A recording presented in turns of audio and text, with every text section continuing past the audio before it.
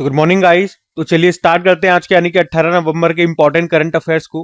तो आज का पहला इंपॉर्टेंट प्रश्न हमारा है कि अभी हाल ही में international film festival of India 2025 में फोकस कंट्री कौन होगा। तो सही उत्तर होगा इसका जापान होगा। हम बात कर रहे हैं भारतीय अंतरराष्ट्रीय फिल्म महोत्सव 2025 की, international film festival of India 2025 की, और इस बार ये इसका 56 नंबर का एडिशन होगा। ये अभी 20 नवंबर को शुरू होगा, 28 नवंबर तक चलेगा। कहां पर? गोवा में। इसका आयोजनकर्ता कौन होता है? सूचना एवं प्रसारण मंत्रालय और एंटरटेनमेंट सोसाइटी ऑफ गोवा मिलकर के इसका आयोजन करेंगे। और इस बार इसमें फोकस कंट्री होने वाला है जापान, और इसमें भागीदार देश पार्टनर कंट्री स्पेन है, और प्रमुख देश यानी कि स्पॉटलाइट कंट्री के रूप में ऑस्ट्रेलिया हिस्सा लेगा। देखो, इसका जो पहला एडिशन हुआ था ना, वो 1952 में हुआ था। वो मुंबई में हुआ था, और पहले ये अलग अलग शहरों में होता था, लेकिन 2004 से इसका आयोजन हर साल गोवा में ही किया जा रहा है। तो इस बार याद रखना 2025 में हम ये 56वां एडिशन का आयोजन करेंगे इसका गोवा में, जिसमें 81 देश हिस्सा लेंगे और उनकी 240 से ज्यादा फिल्में यहाँ पे दिखाई जाएंगी।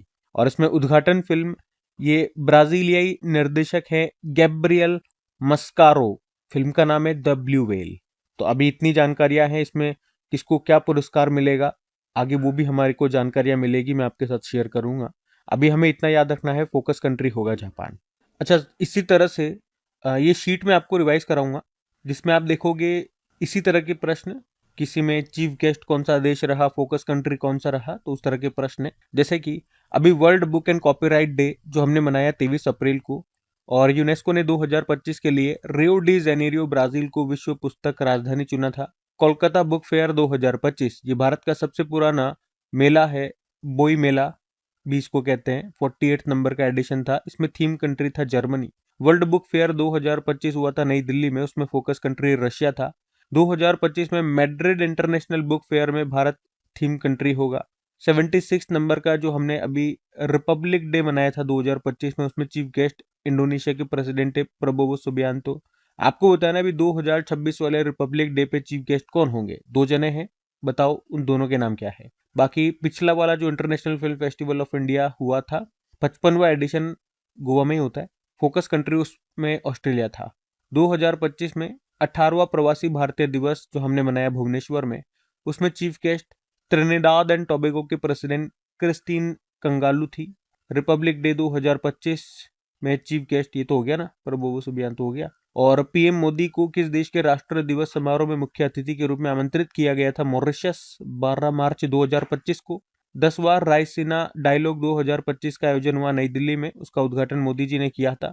चीफ गेस्ट न्यूजीलैंड के प्रधानमंत्री क्रिस्टोफर लक्सन थे, मार्च में हुआ था ये। और भारत को कोलंबिया के 38वें बोगोटा अंतरराष्ट्रीय पुस्तक मेले 2026 में विशिष्ट अतिथि के रूप में चुना गया है। ठीक है, तो ये भी ध्यान में रखना। अगला प्रश्न देखते हैं। फिर अगले में पूछ रहे हैं कि अभी हाल ही में टेस्ट क्रिकेट में 4000 रन और 300 विकेट लेने वाले दूसरे भारतीय खिलाड़ी कौन बन गए? तो आंसर होगा रविंद्र जडेजा। तो भारतीय allrounder Ravindra Jadeja test cricket इतिहास में 4000 रन और 300 विकेट लेने वाले दुनिया के तो चौथे खिलाड़ी बन गए। और भारत में बात करेंगे तो भारत में दूसरे खिलाड़ी बन गए, पहले कपिल देव हैं। अभी उन्होंने 15 नवंबर 2025 को कोलकाता के ईडन गार्डन स्टेडियम में साउथ अफ्रीका के खिलाफ टेस्ट मैच में ये उपलब्धि हासिल की। ये उनका 88 नंबर का टेस्ट मैच था, मतलब टोटल 88 टेस्ट मैच खेल करके उन्होंने ये उपलब्धि हासिल की है। तो पूरी लिस्ट भी आप देख सकते हो, इसमें पहले स्थान पे कपिल देव है। टोटल 131 इन्होंने मैचेस खेले, रन 5248, 5248 बनाए, विकेट लिए 434। दूसरे स्थान पे इयान बॉथम आते हैं, इंग्लैंड से हैं। 102 टेस्ट मैचेस खेल करके 5200 रन बनाए और 383 विकेट लिए। तीसरे पे डैनियल विटोरी आते हैं, 113 मैचेस खेल करके 4531 रन बनाए और 362 विकेट लिए। और चौथे पे अब रविंद्र जडेजा आ गए, 88 मैचेस खेल करके उन्होंने 4000 रन बना दिए और 338 विकेट ले लिए। और हमने कहा ये उपलब्धि, इस तरह की उपलब्धि हासिल करने वाले ये दूसरे नंबर के भारतीय हैं और दुनिया में चौथे नंबर के खिलाड़ी हैं, या यूं भी कह सकता हूं कि दूसरे सबसे तेज खिलाड़ी भी हैं, मतलब जिन्होंने सबसे कम मैचेस खेल करके ये उपलब्धि हासिल की है। इनसे पहले सबसे तेज खिलाड़ी के रूप में अगर हम बात करते हैं तो वो इयान बोथम रह चुके हैं, जो इंग्लैंड से हैं। 72 मैचेस में उन्होंने ये उपलब्धि हासिल कर ली थी, 4000 रन और 338 विकेटों की। यहाँ पे ये 102 लिखा हुआ है, 102 तो मैच खेल करके उन्होंने 5200 रन बनाए, लेकिन मैं कह रहा हूँ रविंद्र जडेजा वाली उपलब्धि हासिल करने में उन्होंने 72 मैचेस लगा दिए थे। ठीक है, तो रविंद्र जडेजा का नाम याद रखना। अगला प्रश्न देखते हैं। फिर अगले में पूछ रहे हैं कि अभी हाल ही में किस राज्य में रोलेन महोत्सव मनाया गया? तो आंसर होगा हिमाचल प्रदेश। तो रोलेन महोत्सव ये हिमाचल प्रदेश के किन्नौर जिले में मनाया जाने वाला एक पारंपरिक और अनोखा शीतकालीन उत्सव है। इस उत्सव में जो लोग हैं, जो समुदाय हैं, वो सोनी आत्माओं या परियों का सम्मान करते हैं, जिनके बारे में माना जाता है कि वे कठोर सर्दियों के दौरान गांव की रक्षा करती है। और उत्सव में रोला और रोलाने नामक दो पात्र होते हैं, जिन्हें प्रतीकात्मक दुल्हा दुल्हन माना जाता है और पुरुष ही ये भूमिकाएं निभाते हैं। वे पारंपरिक किन्नौरी वस्त्र और विशिष्ट मुखौटे पहनते हैं। और उत्सव का मुख्य केंद्र नागिन नारायण मंदिर है, जहां इन पात्रों के द्वारा एक धीमा और लयबद्ध नृत्य किया जाता है। माना जाता है कि यह नृत्य मानव और आध्यात्मिक लोगों के बीच सामंजस्य स्थापित करता है। तो ये त्योहार आध्यात्मिकता, लोक कथाओं और सामुदायिक एकता पर आधारित है। कौन सा है? रोलेन महोत्सव। याद रखना, मनाया जाता है हिमाचल प्रदेश में। अब कुछ फेस्टिवल्स देखो, फिर हिमाचल प्रदेश आपको ले चलता हूँ। अगर बात करें, पोसान पोया महोत्सव मनाया जाता है श्रीलंका में। बैसाख पोया महोत्सव श्रीलंका में। बोनालो उत्सव तेलंगाना। कट्टारागामा एसाला महोत्सव श्रीलंका। महाराष्ट्र ने गणेश उत्सव को राज्य उत्सव घोषित किया। गौरी या राय महोत्सव भील समुदाय के द्वारा मनाया जाता है राजस्थान में। पहला बिम्स्टेक पारंपरिक संगीत महोत्सव भारत में मनाया जाता है, नई दिल्ली के भारत मंडपम में मनाया गया। और बसोहली महोत्सव जम्मू कश्मीर में, इस बार ये इसका आयोजन रामायण की थीम पर हुआ। मारबत महोत्सव नागपुर महाराष्ट्र। नुआखाई महोत्सव उड़ीसा। पट्ट उत्सव जम्मू कश्मीर। करम पूजा फेस्टिवल झारखंड। बथुकम्मा उत्सव तेलंगाना। जास्कर महोत्सव लद्दाख। उसके अलावा हिमाचल प्रदेश की बात हो रही थी ना, तो ये रहा मैप में हिमाचल प्रदेश। देखो, उसकी दो कैपिटल है, समर कैपिटल शिमला हो गई, विंटर कैपिटल है धर्मशाला। मुख्यमंत्री सुखविंदर सिंह सुक्खू, गवर्नर है शिव प्रताप शुक्ल। शिवकिला दर्रा हो गया, यहाँ पर रोहतांग दर्रा हो गया, बड़ा चला दर्रा हो गया। पोंग बांध है व्यास नदी पर, पंडो बांध भी यहीं पर है। भागड़ा नांगल बांध सतलुज पे है और चमेरा बांध रावी नदी पे है। ग्रेट हिमालयन नेशनल पार्क है, Pin Valley National Park, Inderkila National Park, Khirganga National Park, Simbalbara National park है। यहाँ का राजकीय पशु हिम तेंदुआ हो गया। राजकीय पक्षी जुजराना या वेस्टर्न ट्रोगोपेन हो गया। वृक्ष है देवदार का, फूल है गुलाबी बुर्रांच या पिंक ट्रोडोडेंड्रोन कहते हैं। नाटी डांगी छपिली यहाँ के लोक नृत्य हो गए। कुछ करंट अफेयर्स बनते हैं क्या यहाँ से? हाँ, अभी राशन के लिए फेस आईडी का उपयोग करने वाला पहला राज्य बना था हिमाचल प्रदेश। और ये पॉइंट तो अरुणाचल प्रदेश का हो गया। क्या है देख लो बेबी, कि 2025 से 2035 तक को ये डिकेड ऑफ हाइड्रो पावर इसने घोषित किया। और भारतीय सेना ने कहां पर ड्रोन प्रतियोगिता है, सूर्य द्रोणनाथन 2025 का आयोजन किया था हिमाचल प्रदेश की स्पीति घाटी में। उल्लास योजना के तहत भारत का चौथा पूर्ण साक्षर राज्य बना है हिमाचल प्रदेश। पहला मिजोरम में, फिर गोवा, त्रिपुरा और अब हिमाचल प्रदेश। ठीक है, सब पॉइंट्स ध्यान में रखना। अगला प्रश्न देखते हैं। फिर अगले में पूछ रहे हैं कि अभी हाल ही में राष्ट्रीय मिर्गी दिवस ये कब मनाया गया? तो आंसर होगा 17 नवंबर को। तो मिर्गी के बारे में जागरूकता बढ़ाने के लिए हर साल 17 नवंबर को ये नेशनल एपिलेप्सी डे के रूप में मनाया जाता है। मिर्गी एक तंत्रिका संबंधी विकार है, जिसके परिणाम स्वरूप बार बार दौरे यानी कि फिट्स आते हैं। तो इसी के बारे में लोगों को कई तरह की गलतफहमियां होती है, तो उसी के बारे में जागरूकता बढ़ाने के लिए ये दिन मनाया जाता है। वैसे 17 नवंबर को अंतर्राष्ट्रीय विद्यार्थी दिवस भी होता है, इंटरनेशनल स्टूडेंट्स डे। और आप जानते हो वर्ल्ड स्टूडेंट्स डे हम कब मनाते हैं? डॉक्टर एपीजे अब्दुल कलाम जी की जन्मदिन को, यानी कि 15 अक्टूबर को। वो वर्ल्ड स्टूडेंट्स डे है, ये इंटरनेशनल स्टूडेंट्स डे है, दोनों ध्यान में रखना। चलो एक बार फिर से देख ले नवंबर में कौन कौन से दिवस हमने मनाए। 1 नवंबर को वर्ल्ड वीगन डे। 3 नवंबर को अंतर्राष्ट्रीय बायोस्फीयर रिजर्व डे। 5 नवंबर को विश्व सुनामी जागरूकता दिवस। 7 नवंबर को राष्ट्रीय कैंसर जागरूकता दिवस। 8 नवंबर को विश्व रेडियोग्राफी दिवस और 11 नवंबर को राष्ट्रीय शिक्षा दिवस। 12 नवंबर को विश्व निमोनिया दिवस और लोक सेवा प्रसारण दिवस। 14 नवंबर को विश्व मधुमेह दिवस, वर्ल्ड डायबिटीज डे। 16 नवंबर को राष्ट्रीय प्रेस दिवस के रूप में मनाया गया था। ठीक है, तो ये ध्यान में रखना। अगला प्रश्न देखते हैं। फिर अगले में पूछ रहे हैं, हाल ही में ग्लोबल एनर्जी लीडर्स समिट 2025 का आयोजन ये कहां पर किया जाएगा? तो आंसर होगा उड़ीसा में। तो ग्लोबल एनर्जी लीडर्स 2025 समिट 5 से लेके 7 दिसंबर तक ये होगा अभी। कहाँ पर? पूरी उड़ीसा में।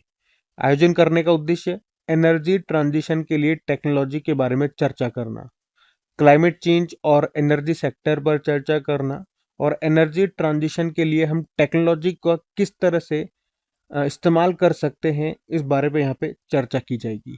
और एनर्जी ट्रांजिशन का मतलब हो गया ऊर्जा संक्रमण, यानी कि जो जीवाश्म ईंधन का हम इस्तेमाल करते हैं, जैसे कोयला हो गया, तेल हो गया, गैस हो गया, तो इस पर से हमारी निर्भरता को हमें कम करना होगा और हमें मूव करना होगा नवीकरणीय ऊर्जा की तरफ, जो स्वच्छ ऊर्जा है, क्लीन ऊर्जा है, जैसे कि सोलर एनर्जी, विंड एनर्जी, तो इस तरफ हमें मूव करना होगा। तो इस पे मूव करने के लिए हम किस तरह से टेक्नोलॉजी का इस्तेमाल कर सकते हैं, किस तरह से हमें टेक्नोलॉजी का इस्तेमाल करना है, तो उन्हीं सब बातों पे यहाँ पे चर्चा होगी। और थीम भी है। थीम क्या है? Powering India, sufficiency, balance, innovation. कुछ और समिट्स में आपको रिवाइज कराऊं तो अभी 28वां राष्ट्र ई गवर्नेंस सम्मेलन 2025 हुआ था विशाखापत्तनम में। अखिल भारतीय स्पीकर सम्मेलन नई दिल्ली में हुआ, और सरदार पटेल जी के जो बड़े भाई थे, विट्ठल भाई पटेल, वे केंद्रीय विधानसभा के पहले भारतीय निर्वाचित अध्यक्ष थे, याद रखना। पहला त्रिसेवा सेमिनार रण संवाद 2025 मनाया गया, या इसका आयोजन हुआ मध्य प्रदेश के महू में। 2026 में भारतीय टूर ऑपरेटर संघ का 41वां वार्षिक सम्मेलन होगा विशाखापत्तनम में। अभी 2025 में पूरी उड़ीसा में हुआ था। और 68 नंबर का राष्ट्रमंडल संसदीय सम्मेलन ब्रिज टाउन बारबाडोस में हुआ। 5वां आसियान भारत यूथ समिट हुआ गोवा में। पहली बार दिल्ली के बाहर अनुसूचित जाति जनजाति संसदीय समिति का राष्ट्र सम्मेलन हुआ भुवनेश्वर में। 20वां ग्लोबल सस्टेनेबल समिट हुआ नई दिल्ली में। सेमिकॉन इंडिया 2025 दिल्ली के यशोभूमि में हुआ। और तीसरा पूर्वोत्तर विमानन शिखर सम्मेलन हुआ Itanagar, Arunachal Pradesh. International conference on space हुआ बेंगलुरु, कर्नाटक में।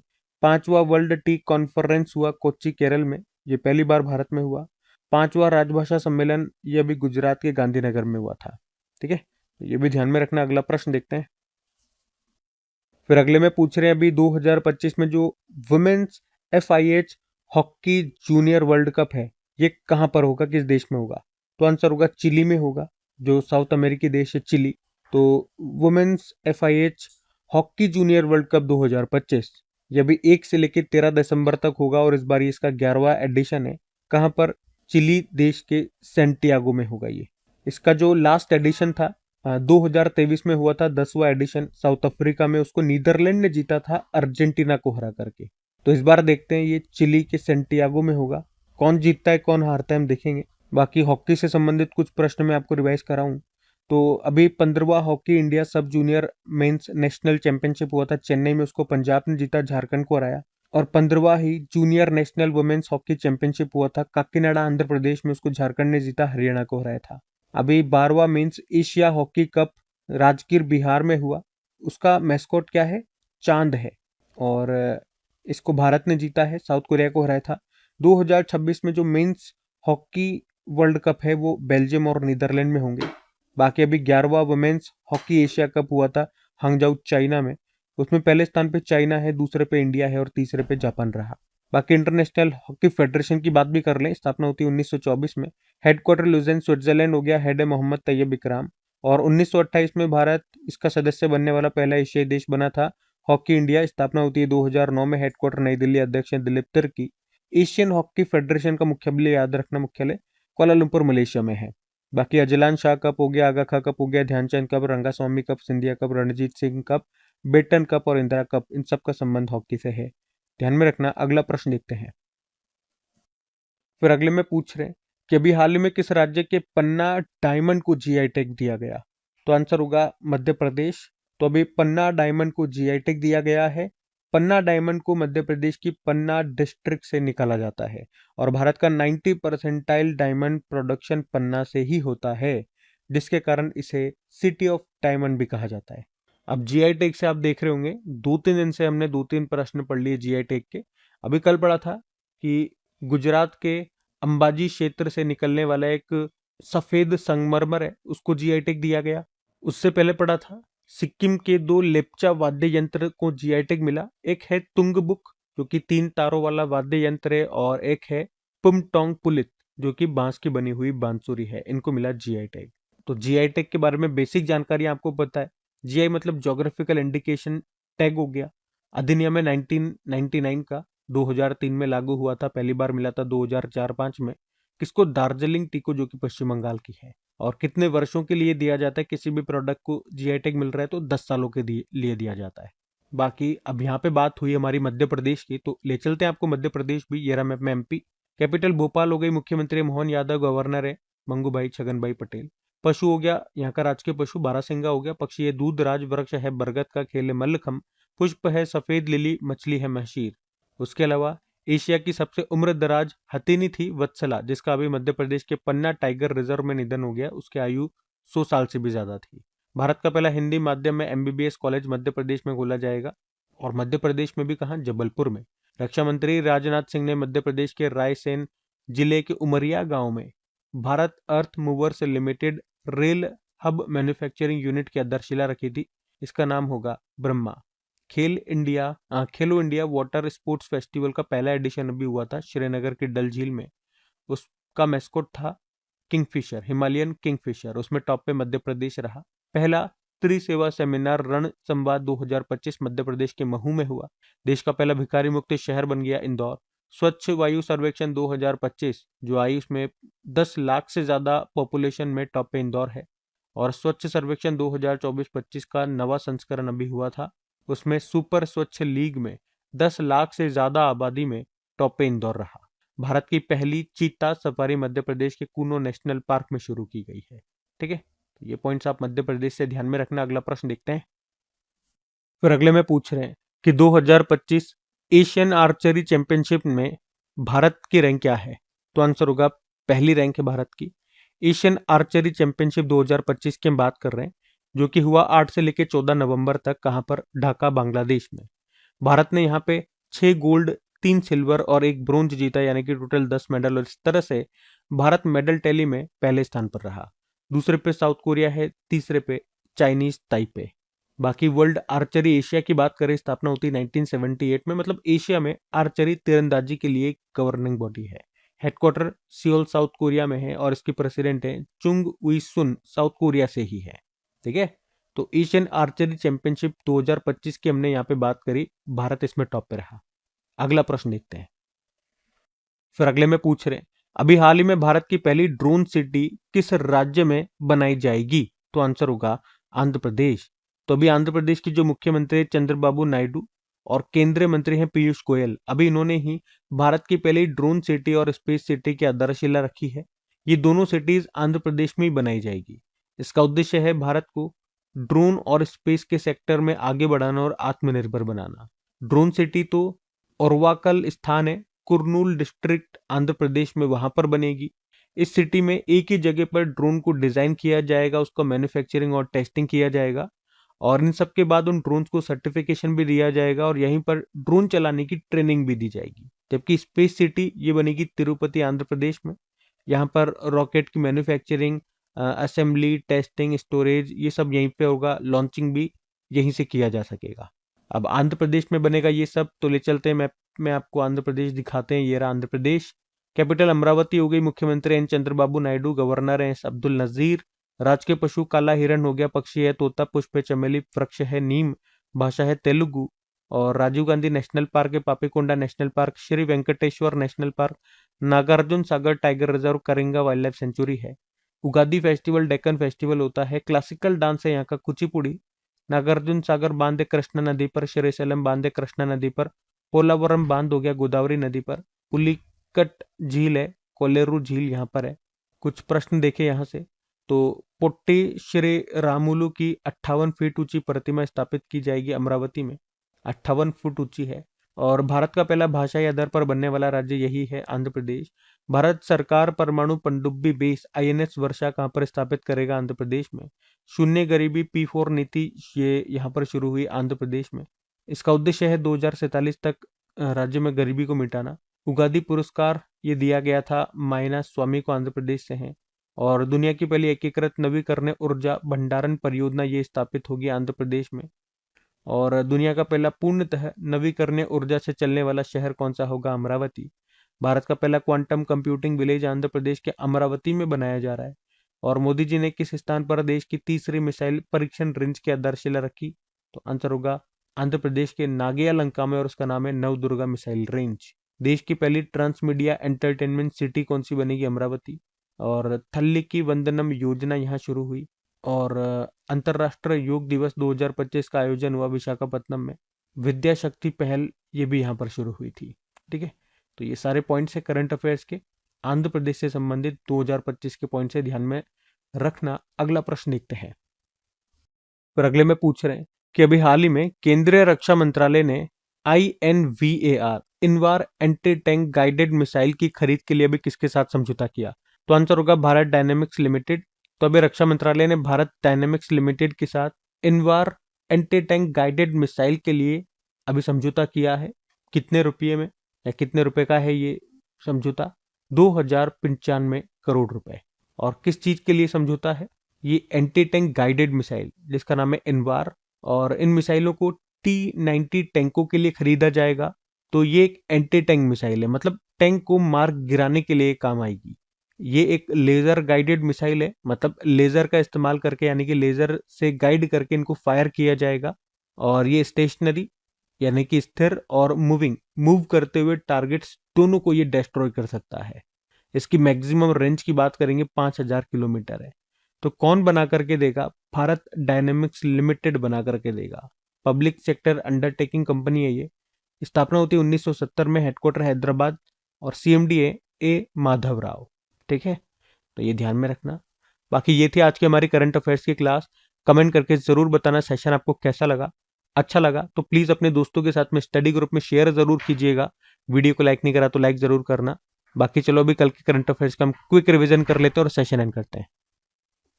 तो कल पहला प्रश्न पूछा था कि भारत का पहला क्वांटम डायमंड माइक्रोस्कोप ये किसने डेवलप किया? IIT बॉम्बे। उसके अलावा रेलवे ने वेगन सुरक्षा के लिए AI आधारित कौन सी प्रणाली शुरू की? दृष्टि। राष्ट्रीय प्रेस दिवस मनाया गया 16 नवंबर को। इसरो ने किस राज्य की बबीना फील्ड फायरिंग रेंज में गगनयान क्रू मॉड्यूल के मुख्य पैराशूटों का परीक्षण किया? उत्तर प्रदेश। किस राज्य के सुनापुर और गोल्डन बीच को अंतरराष्ट्रीय ब्लू फ्लैग परमानेंट सर्टिफिकेट मिला है? तो यह है उड़ीसा। और कुम्की प्रशिक्षण केंद्र और हनुमान परियोजना का शुभारंभ ये किसने किया? आंध्र प्रदेश। विजयनगर काल के अंकित 103 स्वर्ण सिक्कों की खोज हुई तमिलनाडु में। और आधी मादा और आधा नर शरीर वाली दुर्लभ मकड़ी जिसको नाम दिया डेमरचस इनाजुमा, इसकी खोज कहां पर हुई? थाईलैंड में। और अभी दुनिया का छठा सबसे बड़ा पेटेंट फाइलर देश बना है भारत। और आखिरी प्रश्न था कि अंबाजी के सफेद संगमरमर को GI टैग मिला, इसका संबंध किस राज्य से है? गुजरात। बाकी चलो कल का भी होमवर्क प्रश्न देखते हैं और सेशन एंड करते हैं। तो कल पूछा था इंडियन चैम्बर ऑफ कॉमर्स का नया अध्यक्ष नियुक्त किया गया था किसे? तो आंसर होगा ब्रिज भूषण अग्रवाल। आप सभी ने प्रश्न का बिल्कुल सही उत्तर दिया। अब ये आज का आपका होमवर्क प्रश्न।